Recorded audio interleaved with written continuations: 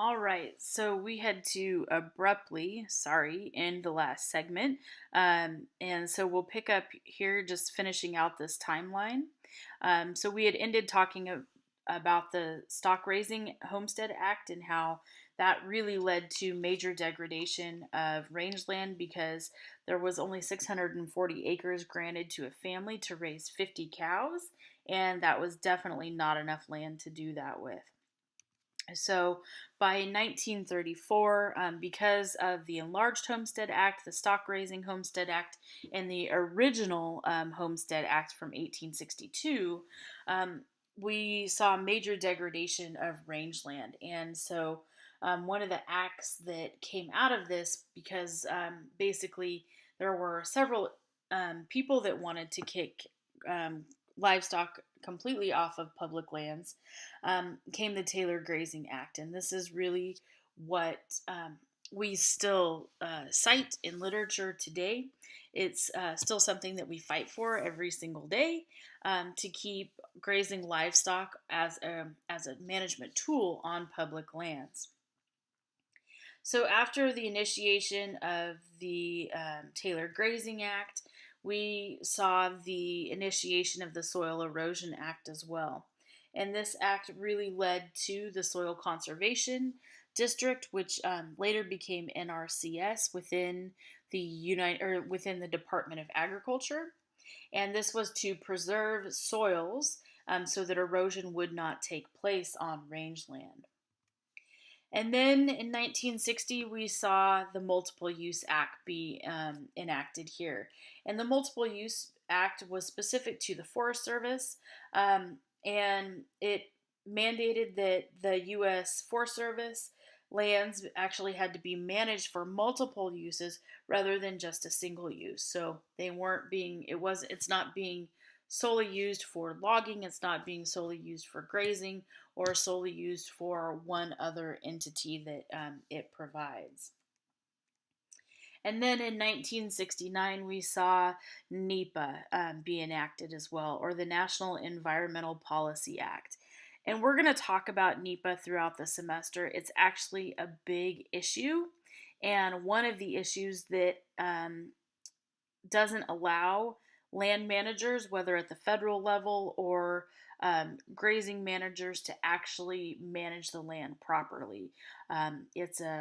This act requires the government and private agencies to draft environmental impact statements on proposed actions that would affect federal lands.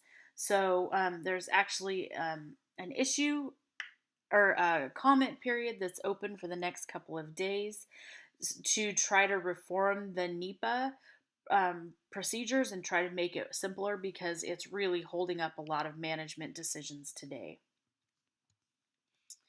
All right, so just briefly again, the Taylor Grazing Act that was enacted in 1934 was put forth in response to a lot of overgrazing that had occurred because of the Homesteading Act. So this is the government creating the problem and then trying to fix the problem. So this goes way back into history.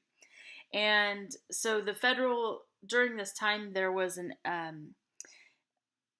a federal allocation in terms of the budget for land management purposes. And so that is what a lot of the federal budget actually goes to today. So the Department of the Interior is the greatest land manager in the US, followed by the US Forest Service. And so the Department of the Interior houses the Bureau of Land Management, and BLM is actually responsible for administering grazing on 258 million acres and allocating 21,000 grazing allotments.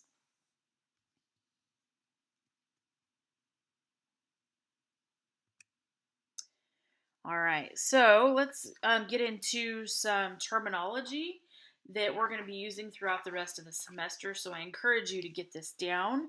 A grazing permit is going to be basically an agreement that says who can use the land, whether it's an individual entity, a private individual, or a company. And it's going to be a legal agreement that dictates how much forage can be used, and when that forage can actually be taken. So these agreements tend to be about 10 years in length and are renewable. So these are the season of use gets into major issues here in the northern part of the U.S. So, for example, we have forested areas that animals cannot go onto until June 1st, and then they have to be off by October 1st. Whereas in areas in the southern Great Basin or the northern high desert, those are actually winter grazing permits. And we even see year-round grazing permits in the Great Basin, like central Nevada as well.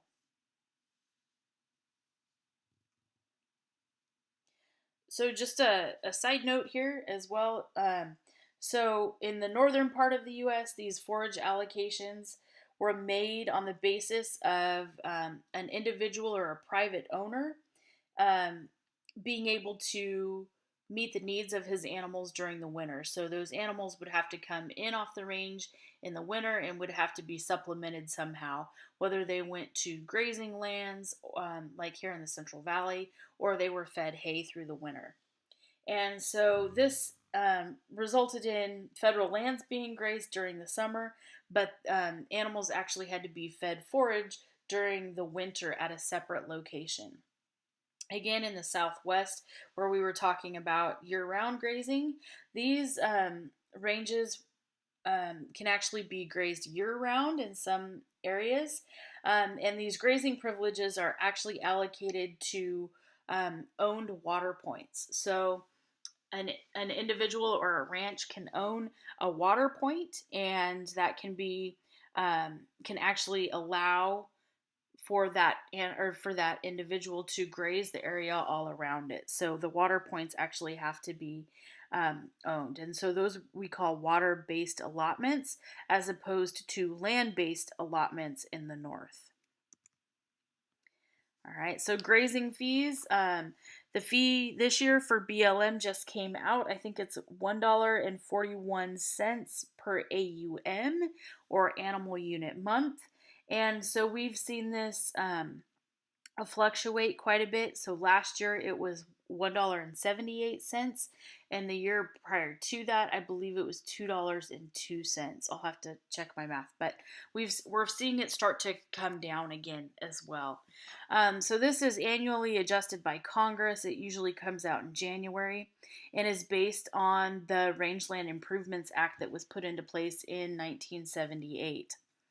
So again, we've seen grazing fees flux anywhere between, you know, $1 an AUM clear up to $2 an AUM, and so the range this actually creates quite a bit of controversy nationwide, because there's a lot of people out there that think that more money could actually be garnered from grazing fees, whereas in reality, a lot of ranchers couldn't afford it. So um, the the Range Improvement Act really set forth the goal of improving range from marginal to good. So this is we work with the federal agencies on this today if we're private landowners, and so range improvement has been slow in the last 50 years, and they put this act into place to try to speed it up, but it doesn't work very well, because range improvement tends to get stagnated by low precipitation levels, inconsistent precipitation, rangeland diversity of rangeland ecosystems, and then the government agencies' budgets as well. So even though the government gets quite a bit, or gets their budget, a certain portion of that is going to be set aside for improvement, and we see that shrinking and shrinking and shrinking, especially as we see wildfire on the rise.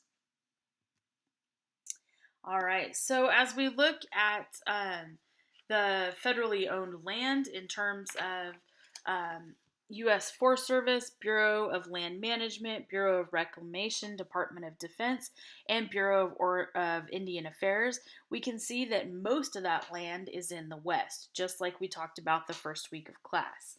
So, federal land actually encompasses about 29% of the total land mass in the U.S. State land owns about 8.7% of that total U.S. land, and tribal lands are approximately 2%. So the federal land, the 29% of federal land, actually provides approximately 10% of the feed requirements for livestock. So that's actually quite a bit. Um, so um, there's quite a bit of statistics to go along with these. I don't really want you guys to know exactly how many acres each agency um, actually manages. What I want you to know is that BLM, or Bureau of Land Management, is the largest land management agency, followed by Forest Service, and then U.S. Fish and Wildlife Service in third place. All right, so if we look at the Great Basin ecosystem, that's going to set in between the Sierra Nevadas and the Rocky Mountains. And so this is a unique ecosystem because it's primarily owned and managed by Bureau of Land Management. So within that darker gray region, that's all of the area considered the Great Basin. And the yellow area is actually the area that's owned by BLM. So a large portion of Nevada is actually managed by the Bureau of Land Management. All right, so what we start to see in a lot of the West is a mixed ownership landscape. And this mixed landscape really, on a land map, looks a lot like what we see over here to the right. So this is going to be a combination of owners. So we can see BLM has a little bit over here. Then we've got U.S. Forest Service in green. Other private agencies interdispersed, and then the state in between that as well. So it doesn't make any sense to put up land barriers on this land. So they've developed mixed grazing agreements to help manage that land as well. So just to get through kind of the end of this lecture, there's several factors that led to the birth of rangeland management as a science, but it really came from a lot of mismanagement during the late 1800s and early 1900s. So Stoddard, Smith, and Box really summed it up, and when they said that in America, the tragedy of livestock buildup and die-off spawned a new scientific field, range management. So it's, I guess it's a good thing that we mismanaged our land for so long. So and this slide just gives you a little bit of the timeline relative to the development of range science. So we saw the first range management program, actually go into effect at University of Idaho in 1919, and then we saw quite a bit of development of the science between 1930 through the present. All right, so that is the end of rangeland management. We'll see you guys in class.